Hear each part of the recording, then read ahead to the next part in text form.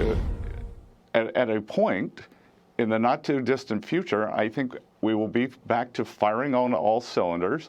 We have the response to the countries who want to come and sit at the table rather than escalate has been overwhelming. Tariff talks taking shape. Foreign leaders coming to the table as the U.S. begins enforcing President Trump's levies on imports. So, which country will be first to strike a deal? We wait to see. Good morning. I'm Dana Perino. Bill is off. Good morning, John. Good to be with you again this morning, Dana. I'm John Roberts in Washington. This is America's Newsroom. A growing number of countries say they are ready to negotiate. They include our close allies, Japan and South Korea. Meanwhile, China slapping additional tariffs on the U.S. this morning. President Trump confident that Beijing will come to the table. I think they'll make a deal at some point. China will. They want to make a deal. They really do. The United States has been getting ripped off for 50 years. And we're simply not going to take it anymore, and that's what's happening right now. They're all coming into the United States. I know what the hell I'm doing. Peter Doocy kicks us off. He's live at the White House. And, Peter, anybody who's got a 401k certainly hopes the president knows what the HE double hockey sticks he's doing here. Yes, John, and you heard it from the president there last night. This is about getting to a deal with the Chinese. But the closest thing we have to a negotiation so far is the Treasury Secretary a few minutes ago saying that he thinks this tit for tat on tariffs is proportionally worse for China. I think it's unfortunate that the Chinese actually don't want to come and negotiate because they are the worst offenders in the international trading system. What would be a very good step with the Chinese would be acknowledging that the precursor chemicals for fentanyl come from China. Just in from the Chinese Foreign Ministry, this, quote, the U.S. is still abusing tariffs and exerting maximum pressure on China. China firmly rejects and will never accept such hegemonic and bullying moves. If the U.S. wants to truly settle the issue through dialogue and negotiation, it should let people see that they're ready to treat others with equality, respect, and mutual benefit. Then on Truth Social, President Trump is saying this is a great time to move your company into the United States of America, like Apple and so many others in record numbers are doing. Zero tariffs and almost immediate electrical energy hookups and approvals. No environmental delays. Don't wait now. Do it now. And he claims it's already happening. These countries are calling us up, kissing my ass. They are dying to make a deal. Please, please, sir, make a deal. I'll do anything. I'll do anything, sir.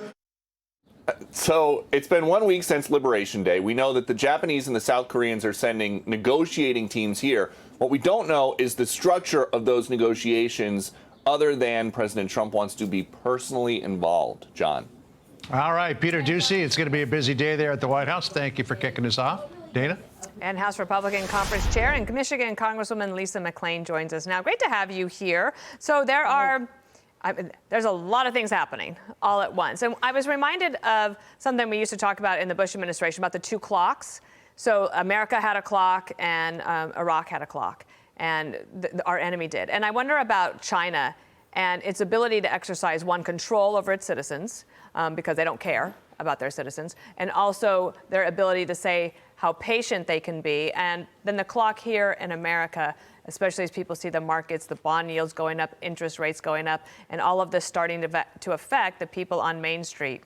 What's the clock like in your district when it comes to patience? Well, the clock in our district is actually more patient than I had really expected. We're heavy manufacturing, heavy auto workers, and the lens that my constituents and the people in the state of Michigan see is finally a president that wants to bring jobs back to our state. Look, Michigan lost a seat a couple years ago because we lost jobs. We lost manufacturing jobs. People were getting laid off.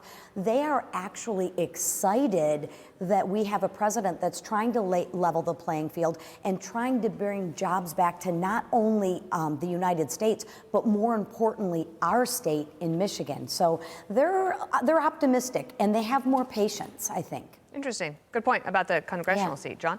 Yeah, Chairwoman McClain, it's good to see you again. It's John Roberts here.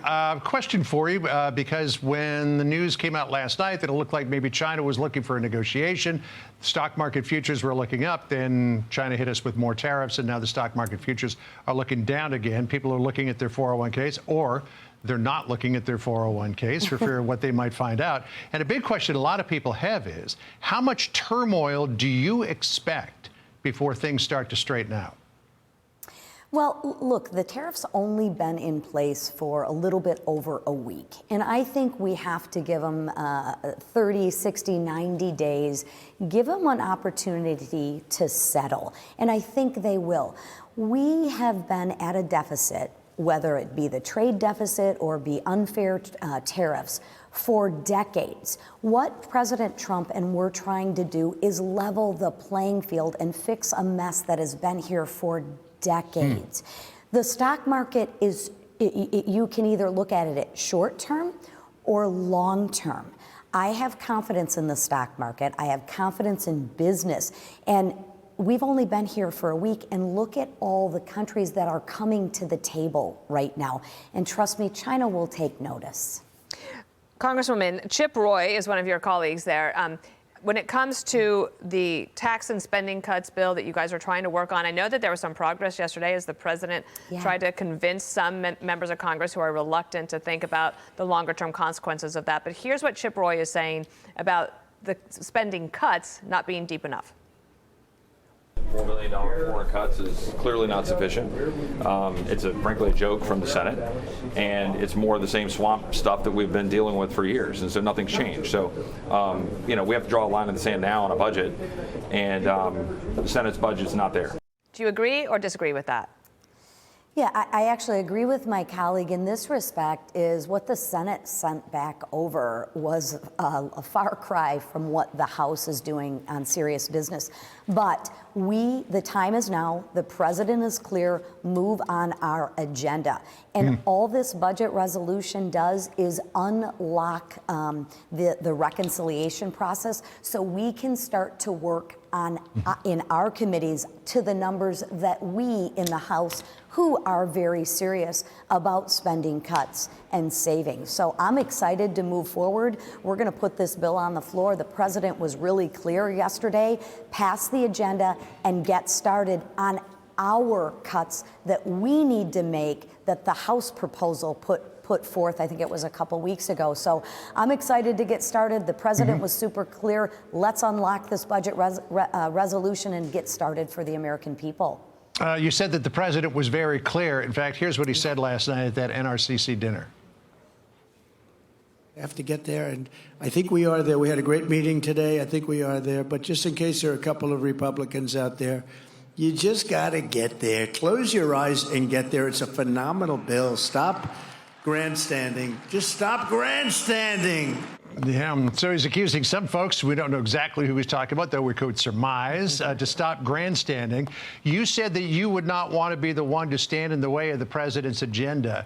Can you get this across the finish line? I'm confident we can get this across the finish line. Listen, the president, like I said, was very clear, and I respect my colleagues. They truly want budget cuts. They don't want to do the same old thing that we've always done over and over again. So when Chip Roy talks, he is serious about cutting spending.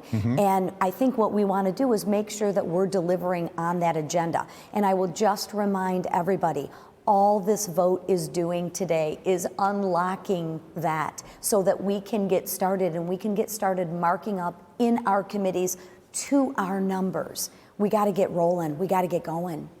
All right. Lisa McClain, you got a big job ahead of you today. We appreciate you kicking off our show. Thank you so much. I'm Steve Doocy. I'm Brian Kilmeade. And I'm Ainsley Earhart. And click here to subscribe to the Fox News YouTube page to catch our hottest interviews and most compelling analysis.